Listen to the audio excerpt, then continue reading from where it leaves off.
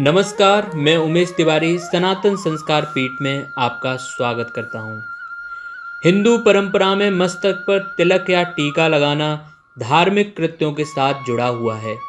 प्रत्येक शुभ अवसर पर ऐसा करना प्रसन्नता का, सात्विकता का, सफलता का चिन्ह माना जाता है।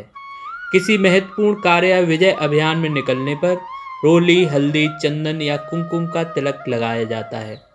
उपासना में सठ कर्म का यह एक अभिन्न अंग है। तीर्थों में देव दर्शन हेतु उपस्थित होने पर वहां माथे पर तिलक लगाकर शुभकामनाएं दी जाती हैं। पर्व त्योहारों में मेहमानों के आगमन पर उन्हें तिलक धारण कराकर उनका स्वागत किया जाता है और मंगल कामनाएं व्यक्त की जाती हैं। यह सब एक सामान्य और औपचारिक कृत्य जैसा लगते हुए भी इसका महत्व असाधारण है। इसके दार्शनिक और वैज्ञानिक पक्षों पर विचार करने से आश्चर्यचकित रह जाना पड़ता है। भारतीय संस्कृति में कर्मकांडों, परंपराओं, प्रथाओं को विनिर्मित करने वाले हमारे प्राचीन ऋषि वैज्ञानिक भी थे और महान दार्शनिक भी। इसीलिए किसी भी शुभ प्रचलन की स्थापना में उन्होंने इन दोनों दृष्टियों को ध्यान में रखा, ताकि कोई एक पक्ष सर्वथा उपेक्षित और गौड़ न पड़ा रह जाए। इसके पीछे संतुलन समीकरण का प्रयोजन ही प्रमुख था, जिससे दोनों वर्गों के अनुयायी संतुष्ट हो सकें और स्थापना को समान महत्व दे सकें। सर्वप्रथम इसके विज्ञान पक्ष को लें। ललाट में टीका या तिलक जिस स्थान पर लगाया जाता है वह भ्रूमध्य या आज्ञा चक्र है। शरीर शास्त्र की दृष्टि से यह स्थान पीनियल ग्रंथि का है। प्रयोगों द्वारा यह सिद्ध हो चुका है कि प्रकाश से इसका गहरा संबंध है। प्रयोगों में जब किसी व्यक्ति की आंखों में पट्टी बांधकर सिर को पूरी तरह ढक दिया गया और उसकी पीनियल ग्रंथि को उद्दीप्त किया गया तो उसे मस्तिष्क के अंदर प्रकाश की अनुभूति हुई। यह इस बात को प्रमाणित करता है कि ध्यान धारणा के माध्यम से साधक में जो प्रकाश का अवतरण आज्ञा चक्र में होता है उसका कोई न कोई संबंध इस स्थूल अवयव से अवश्य है। ऋषियों को यह तथ्य भली भांति विदित था, इसलिए उन्होंने तिलक लगाने के प्रचलन को पूजा उपासना के साथ साथ हर शुभ कार्य में जोड़कर उसे धार्मिक कर्मकांड का एक अविच्छिन्न अंग बना दिया, ताकि नियमित रूप से उस स्थान के स्पर्श से उसे उद्दीपन मिलता रहे और वहां से संबद्ध स्थूल सूक्ष्म अवयव जागरण की प्रक्रिया से जुड़ सकें। यूँ तो अतीन्द्रिय शक्तियों के उन्नयन के लिए साधना विज्ञान में सुनिश्चित विधि विधान और अभ्यास बताए गए हैं, पर ऐसे कठिन अभ्यास न तो सबको अनुकूल होते हैं, न हर एक का सहज रुझान इस ओर होता है। ऐसी स्थिति में क्या मनुष्य को लंबे समय तक पिछड़ी और अविकसित दिशा में पड़ा रहने के लिए छोड़ दिया जाए? नहीं, मानवता और समाज के प्रति जिसे तनिक भी लगाव होगा वह औरों के विकास के बारे में जरूर सोचेगा। फिर ऋषि तो करुणा और संवेदना की प्रतिमूर्ति थे, यह भूल कैसे कर सकते थे?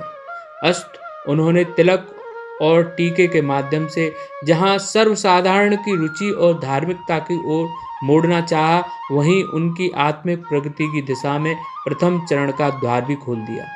तिलक धारण वस्तुतः तृतीय नेत्र उन्मीलन की दिशा में एक आध्यात्मिक कदम है। किसी जन्म में इस रूप से में इसकी मजबूत नींव पड़ जाने के उपरांत आगे के जन्मों में इस पर भव्य भवन की शुरुआत हो सकती है। यह एक वैज्ञानिक तथ्य है कि दोनों भावों के बीच कुछ अतिरिक्त संवेदनशीलता होती है। इसे परीक्षा करके जाना जा सकता है। यदि हम आंखें बंद करके बैठ जाएं और कोई व्यक्ति हमारे भ्रू मध्य के एकदम निकट ललाट की ओर तर्जनी उंगली ले जाए तो वहां हमें कुछ विचित्र अनुभव होगा। यही तृतीय नेत्र की प्रतीति है। इस संवेदना को हम अपनी उंगली भ्रुकुटी मध्य लाकर भी अनुभव कर सकते हैं। इसलिए इस केंद्र पर तिलक लगाना, टीका लगाना हमारे ऋषि मुनियों ने प्रचलन में लाया था, जिससे आज्ञा चक्र को नियमित रूप से उत्तेजना मिलती रहे।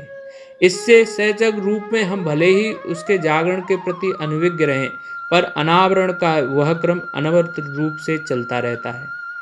तंत्र मार्ग में तिलक धारणा एक परंपरा ही नहीं है, वहाँ इसका प्रयोजन और गहन है।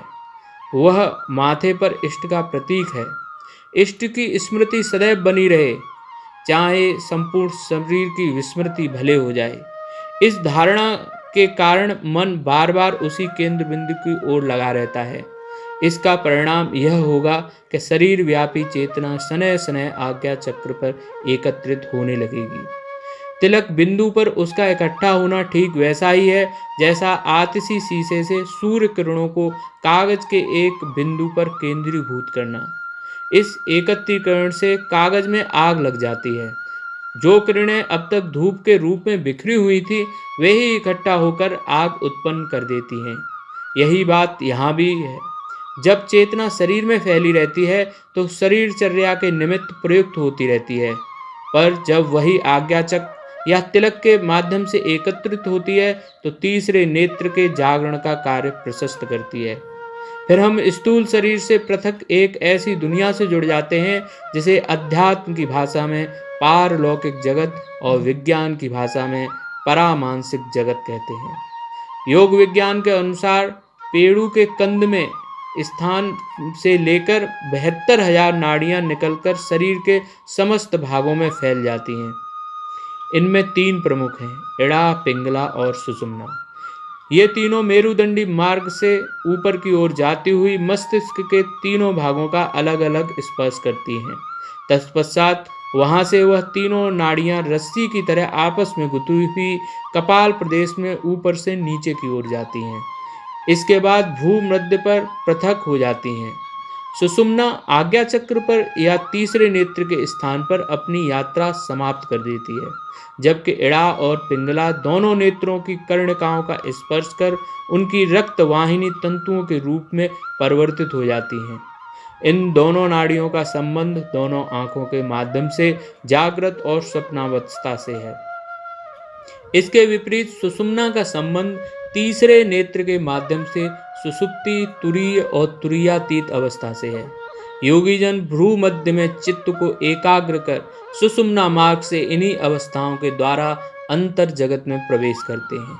उस बिंदु पर तिलक धारण करने से एक प्रकार की मानसिक उत्सजकता पैदा होती है, जिसे एकाग्रता की प्रारंभिक स्थिति कह सकते हैं।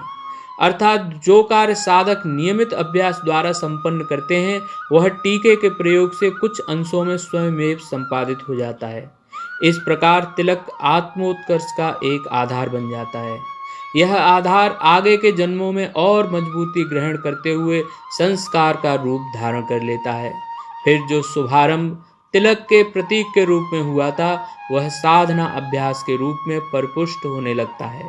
यह कर्म तब तक जारी रहता है जब तक क्रिया पूरी न हो जाए, अर्थात आज्ञा चक्र के जागरण तक यह प्रयास यात्रा चलती रहती है। साधना विज्ञान के आचार्यों ने पूर्व में इन अभ्यासों की पहचान मस्तक पर एक छोटे उथले गड्ढे के रूप में बताई है। यदि कोई व्यक्ति अपने भ्रू मध्य वाले भाग को उंगली से टटोल कर देखे तो इसका स्पष्ट अनुभव होगा। गड्ढे के दोनों ओर 2 उभार पड़ेंगे। यदि इसे दर्पण में देखा जाए तो वह एक अर्धचंद्राकार उभार के रूप में दृष्टिगोचर होगा। यह विज्ञान पक्ष हुआ। तिलक का तत्व दर्शन अपने आप में अनेक धारणाएं सजोए हुए है। तिलक या त्रिपुंड प्रायः चंदन का होता है।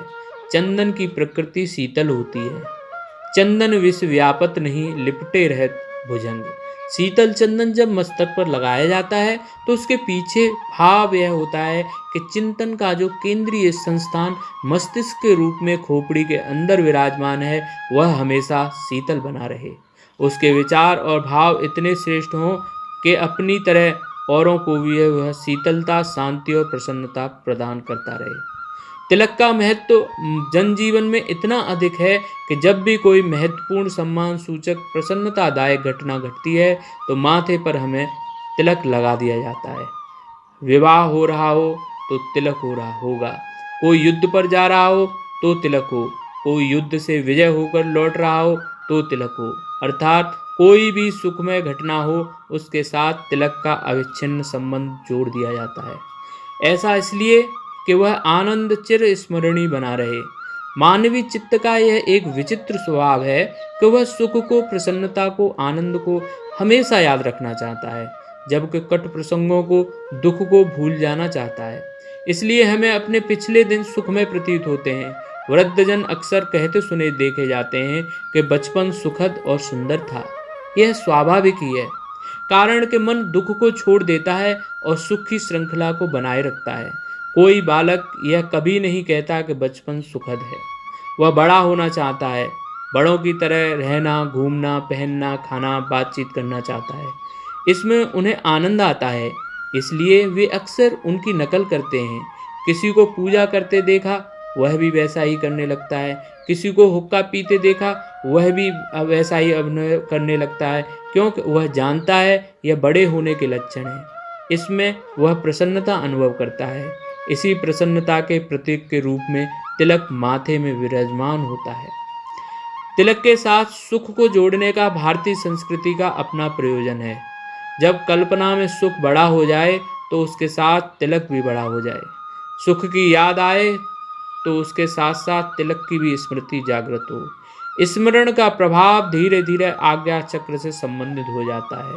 जब ऐसा हो जाता है तो समझना चाहिए कि तीसरी आंख को जगाने के लिए सुख का उपयोग हुआ। हम सुख की धारा का उपयोग उसे चोट करने के लिए करते हैं। यह चोट जितने मार्गों में से मिल सके उतनी उपयोगी है। विवाहित स्त्रियां मांग में सिंदूर और माथे पर बिंदी लगाती हैं। बिंदी टीके का रूप है, वैसे ही मांग का सिंदूर तिलक का प्रतीक है, किंतु यहाँ इन्हें परिणीता के सुहाग के साथ जोड़ दिया गया है। यह अक्षत सुहाग के चिन्ह हैं। इनमें समर्पण और निष्ठा का भाव छुपा हुआ है। यह इस बात के प्रतीक हैं कि एक अविवाहिता का अनुगत भाव पूर्ण रूपेण पति की ओर है, वह उसकी समर्पिता है।